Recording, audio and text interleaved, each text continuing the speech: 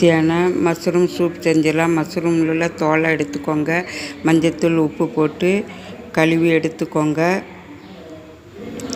100 சிறு பருப்பை வேக வச்சு எடுத்துக்கோங்க.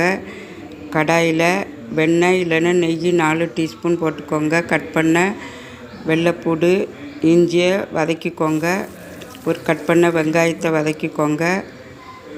1/2 teaspoon biryani masala, 1/4 teaspoon garam masala, 1 table spoon மிளகுத்தூள், கட் பண்ண மஷ்ரூமை வதக்கிக்கோங்க. 5 நிமிஷமாக வதக்கிக்கோங்க. மல்லி இலை புதினா இலை போட்டு வதக்கிக்கோங்க. இப்போ வேக வச்ச சிறுபருப்பை போட்டுக்கலாம். நல்லா மிக்ஸ் பண்ணிக்கோங்க. தேவையான அளவு சுடு தண்ணி ஊற்றிக்கோங்க. மூடி போட்டு வேக வச்சுக்கோங்க. இப்போ வெந்துட்டு தேவையான அளவு உப்பு, 1 டீஸ்பூன் நெய். இப்போ சுவையான மஷ்ரூம் சூப் ரெடி.